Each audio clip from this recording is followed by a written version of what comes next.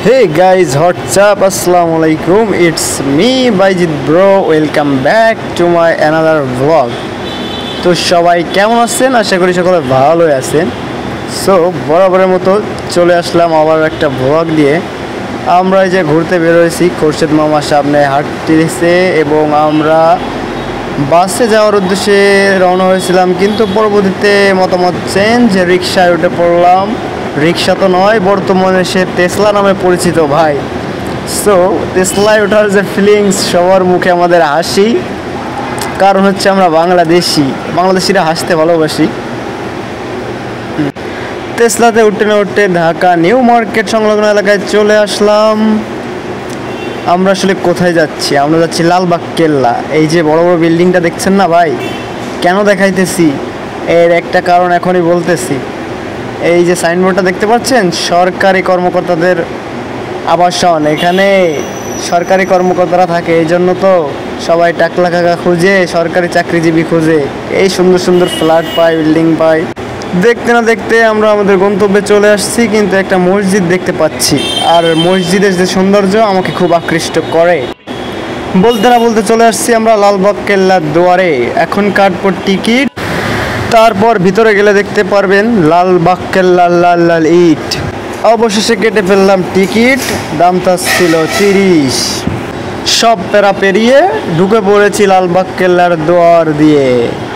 আমি হচ্ছি ক্যামেরাম্যান, এই জন্য আমাকে দেখা যায় না যখন তখন। অবশেষে আমি ক্যামেরাতে দিলাম দেখা, ক্যামেরা নিয়ে হাঁটতেছি আমি একা একা। এরপর আমি একটু সিনেমাটিক ভিউ নেওয়ার চেষ্টা করছিলাম, সামনে দেখলাম পাপির দল। চল চল চল, অন্যদিকে চল। ওমা, এইখানে এসে দেখি কি সুন্দর লাল বিল্ডিং, কিন্তু ডান পাশে ঘোরাতেই দেখলাম দুই বেড়া আর বেটি মিলে মারছে ফিল্ডিং। এইগুলো দেখলে কি সহ্য করা যায়? একা একা ঘুরতে গেলে বিনোদন পাওয়া যায়। লালবাগ কেল্লার আশেপাশে সব কিছু দেখতে লাল লাল, আমি হারিয়ে ফেলছিলাম আমার তাল। কোন দিক দিয়ে কোন দিকে যাই, কোনটা রেখে কোনটা ভিডিও করব ভাই। আসলে সৌন্দর্যময় পরিবেশে গেলে আসলে তাল হারিয়ে যায়, এটা যে যায় সে বুঝতে পারে ভাই। তারপর লালবাগ কেল্লার ভিতরে গেলাম, নিজে দেখলাম, আর আপনাদের কী যে দেখাইলাম বুঝলাম না, আবার কিছুই বুঝলাম, এরকম একটা বিষয়। এর ভিতরে আর কি বিভিন্ন নকশা বা এই বাড়িঘরের মতো বিভিন্ন জানলা দরজার মতো আছে। এই পানির আর কি পুকুরের মতো একটা ইয়া ছিল আশেপাশে। এই বিভিন্নভাবে বিভিন্ন রকম একটা উল্টাপাল্টা কায়দা বাইদা। খোরশেদ মামা ডন ডন বেশে নির্দেশনা দেশে, সেই অনুযায়ী ক্যামেরা ঘোরাইলাম।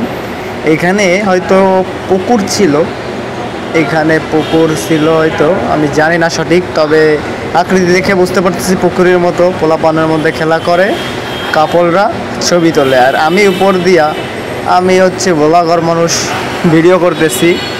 সাইডের বিল্ডিংগুলো অফ কৃষ্ণচূড়া ফুল, দেখতে ভারী সুন্দর। কেল্লা এখানে ওইখানে এদিকের ওদিকের একটা সিনারি বা শ্যুট নেওয়ার চেষ্টা করতেছিলাম। আসলে এই পরিবেশটা হচ্ছে নিলিবিলি পরিবেশ, গার্লফ্রেন্ড নিয়ে বা বউ নিয়ে ঘোরার মতো, কিন্তু আমাদের তো কোনোটাই নাই। গার্লফ্রেন্ড না থাকাই ভালো, তবে বউ থাকলে বউ নিয়ে ঘুরবেন। এই যে মামার নির্দেশনা অনুযায়ী চলছে ঘোরানো, আর আমি এইখানে যে শাহরুখ খানের স্টাইল মারতেছিলাম, কিন্তু আমার সিরিয়াস মোমেন্টে হাসি পাই। পরে একটা লং ভিডিও শ্যুট নিলাম। এভাবেই এখানকার সময় শেষ, আমাদের ঘোরাঘুরি কাটানো মুহূর্ত শেষ লালবাগ কেল্লায়। পরে আমরা এখান থেকে বেরোয় চলে যাচ্ছিলাম, বেরোয় দেখি মামা নেহারি তেহারির সামনে দাঁড়িয়ে। আমরা নেহারি তেহারিতে না গিয়ে আমরা চলে গেলাম মদিনা মিষ্টান্ন ভাণ্ডারে। আমরা আছি মিষ্টান্নর অপেক্ষায়, নাস্তা পানির অপেক্ষায়। পরবর্তীতে আমাদের টেবিলে খাবার দাবার দিয়ে যায়। নাস্তাটা অনেক খাইলাম, খুব টেস্টি ছিল এবং সসটা অনেক সুস্বাদু ছিল। তারপরে খাইলাম মিষ্টি পান। খাওয়াও এক কান পান, হো নাই মো বাংলা গান, কিন্তু পানটা তেমন সুন্দর ছিল না। কক্ষে খাওয়া দাওয়া করলাম শেষ। আজকের মতো ভিডিও এখানেই শেষ।